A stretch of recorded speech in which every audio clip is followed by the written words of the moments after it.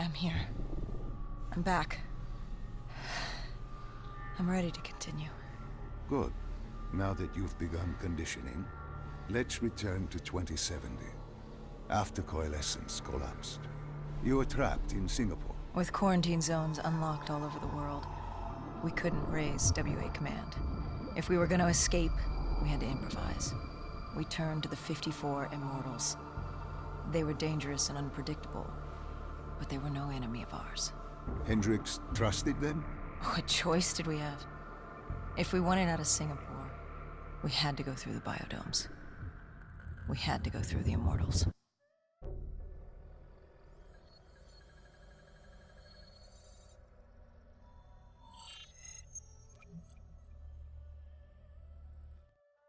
Getting in was easy. Getting out would be another matter entirely. At the time, the biodomes were the safest place to be.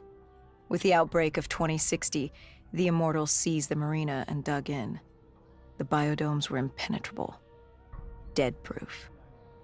Hendricks had a contact, Danny Lee. He was slimy as they come, but he could get us transport.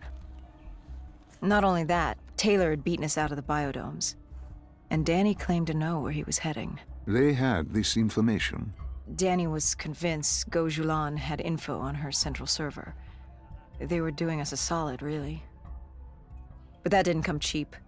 They wanted food, water, weapons, reinforcements from the Winslow Accord. We agreed to their terms, with no idea if we could honor it. The Immortals were a people of their word, and quite efficient in punishing those who did not act the same. Danny was in a bad mood. The Immortals weren't exactly happy to see us. They knew our part in what had happened in Coalescence. Danny went so far as to accuse us of opening the containment zones ourselves. Hendricks persuaded him otherwise. But that didn't change how I felt. We were there. We had our chance to stop Diaz in the server room. You cannot blame yourself for what is out of your control. There were powers in play far greater than your own. Powers with far more control. You were a pawn in his game. You mean Deimos?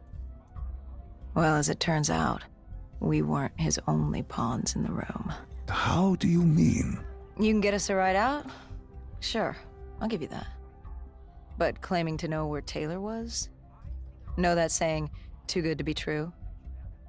Something was wrong. There was something malevolent, malicious. I called Danny out. I wasn't too happy with that. But then again, we assumed he was just scared. The outbreak now occurring worldwide was unprecedented. We were all scared. Up till now, we'd become complacent. We got comfortable. The dead had stayed in their cage, and we kept pretending nothing had happened. Taylor and Diaz changed that. Pandemonium, riots, civil war, countries were already tearing themselves apart, in many cases before the dead even reached them. But Danny wasn't scared. He was stalling. And it only took us another moment to find out why. The Go siblings. Danny set you up. No. This was different. It was their eyes. Hollow, empty, void of life, like they could see right through me. They all had it, just like Diaz. It was only later we found out all higher-ups in the Immortals were outfitted with D&I, like us. If only we'd known the part our own technology would play.